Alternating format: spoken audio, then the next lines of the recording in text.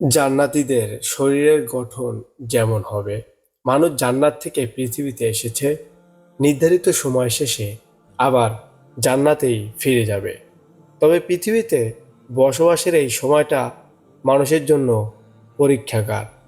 নিজেকে তার আদি বাড়ি জান্নাতে বসবাসের জন্য উপযোগী করে তোলা। পৃথিবীতে আসার পরেই অনেকেই শয়তান এবং নফসের প্ররোচনায় পড়ে তার চিরস্থায়ী সুখ শান্তির ঠিকানার বিপরীতে চিরস্থায়ী অশান্তির জীবন জাহান্নামে নিজের অবস্থান বানিয়ে নেয়। তবে যারা শয়তানের প্ররোচনায় থেকে নিজেকে রক্ষা করে পৃথিবীতে আগমনের উদ্দেশ্য মনে রেখে নেক আমল করবে, পাপচার অশ্লীলতা থেকে নিজেকে বিরত রাখবে, তাদের জন্য রয়েছে চিরস্থায়ী সুন্দর জান্নাত। পবিত্র কোরআনে বর্ণিত হয়েছে, যদি তারা কখনো কোনো অশ্লীল কাজ করে কিংবা নিজের উপরে জুলুম করে, তখন তারা আল্লাহকে স্মরণ করে এবং নিজেদের পাপের জন্য ক্ষমা প্রার্থনা করে। আল্লাহ ছাড়া আর কোনো পাপ ক্ষমা করার কেউ নেই।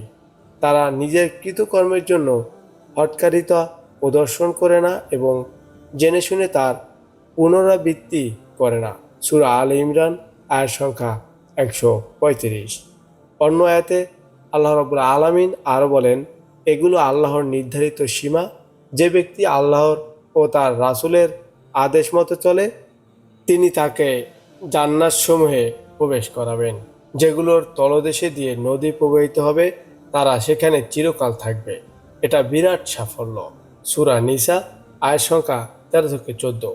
পৃথিবীর জীবন, কবর, কিয়ামত, পুলসিরাত পার হয়ে একজন মুমিন যখন জান্নাতে প্রবেশ করবে, সেখানে সে তার নিজের জন্য বিশাল রাজ্য ও রাজত্ব দেখতে পাবে।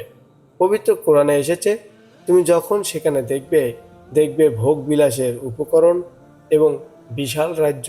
সূরা দাহর আয়াত সংখ্যা 20। হাদিস থেকে জানা যায়, যাকে সর্বনিম্ন মর্যাদার বিবেচনায় জান্নাত দেওয়া হবে, সেটিও 10 দুনিয়ার সমান হবে।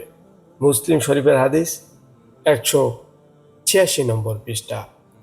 এত বিশাল আয়তনের জান্নাতে একজন মুমিনের দৈহিক গঠন কেমন হবে সেটি খুবই গুরুত্বপূর্ণ। গঠন কেমন হবে সেটি গুরুত্বপূর্ণ। এ বিষয়ে মৌলিক কথা হলো, জান্নাতের দুনিয়ার এই দৈহিক কাঠামো থাকবে না।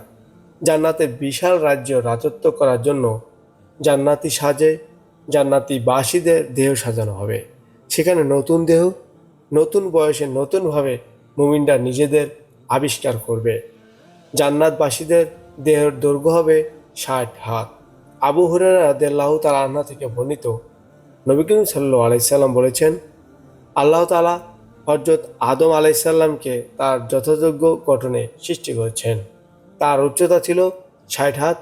তিনি তাকে সৃষ্টি করে বলেন, তুমি যাও, উপবিষ্ট ফেরেশতাদের এই দলকে সালাম করো এবং তুমি মনোযোগ সহকারে শুনবে তারা তোমার সালামের কি জবাব দেয়, কারণ এটাই হবে তোমার ও তোমার বংশধরের সম্ভাষণ। তাই তিনি গিয়ে বললেন, আসসালামু আলাইকুম। তারা জবাবে বললেন, আসসালামু আলাইকুম ওয়া রাহমাতুল্লাহ।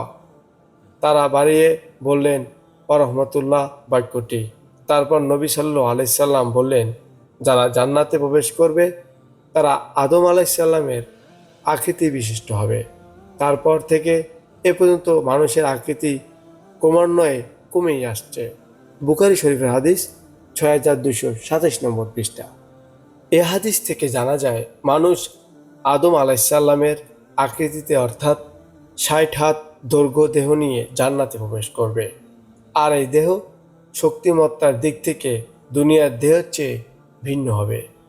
আল্লাহ রাব্বুল আলামিন আমাদেরকে তার সেই সুন্দর জান্নাত পাওয়ার তৌফিক দান করুন এবং আমাদেরকে 5 ওয়াক্ত নামাজ পড়তে হবে, ইসলামী শরিয়ত মতো চলতে হবে, রাসূলের নির্দেশ মানতে হবে এবং তার সুন্নত অনুযায়ী চলতে হবে।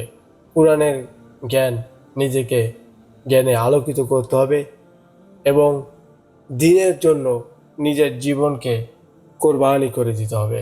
আল্লাহ রাব্বুল আলামিন সবাইকে আমাদের ঈমানের সাথে চলার তৌফিক দান করুন। আজকে এ পর্যন্তই। সবাই ভালো থাকুন, সুস্থ থাকুন। আসসালামু আলাইকুম ওয়া রাহমাতুল্লাহি ওয়া বারাকাতুহু।